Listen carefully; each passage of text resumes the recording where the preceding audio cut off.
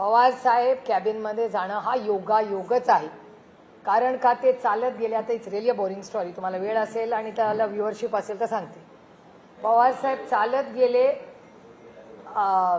यांनी असेंब्लीमध्ये आणि मी थोडीशी लेकीच्या ह्यानी नेहमी जरा एजवर असते. कारण का माझं म्हणणं असतं तुम्ही जास्त चालू नका, जास्त एक्झर्शन करू नका वगैरे वगैरे. आणि ते ओव्हर इंडिपेंडेंट असल्यामुळे ते हात करून म्हणतात तू गा बस, तुला काय कळत.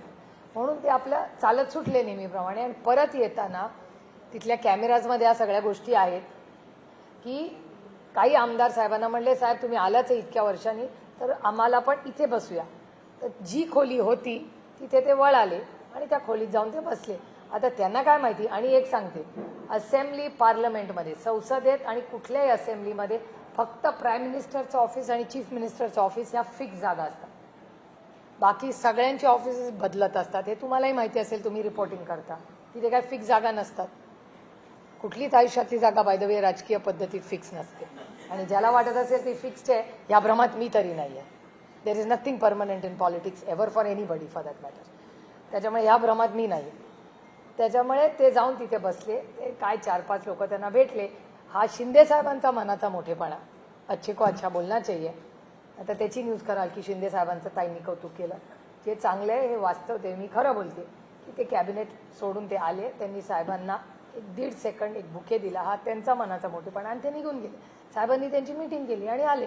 त्यानंतर राऊत साहेब नाराज झाले. मी स्वतः राऊत साहेबांना फोन करून सांगितलं की राऊत साहेब असं असं झालं. दुसऱ्या दिवशी तुमच्याच चॅनलवर राऊत साहेबांनी हेही सांगितलं की हो मला फोन आला होता, मला आता कळलंय, आता माझी नाराजी काही नाही. त्याच्यामुळे ती व्यक्ती ती गोष्ट होऊन ॲक्च्युली खूप जुनी झालेली आहे ती. पण तुम्ही विचारली म्हणून. आणि मी फार इतिहासात रमत नाही. मी आय लिव्ह द मोमेंट. मी वास्तव तेच जगते.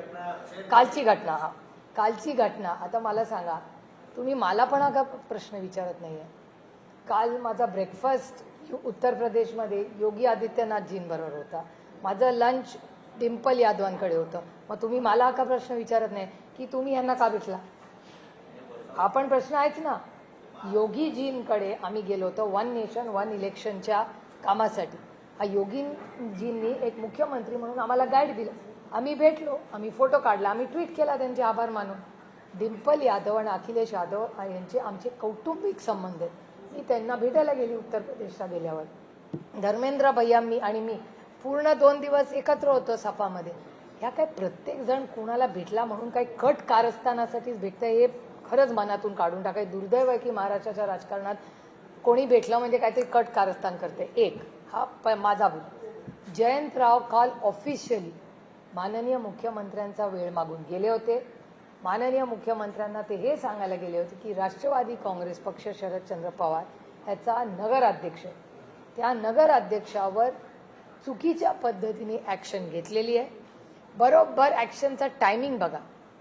हाऊस चालू असताना ॲक्शन नाही झाली. बरोबर असेंब्ली संपली आणि 2 दिवसात ॲक्शन झाली. हा योगायोग आहे.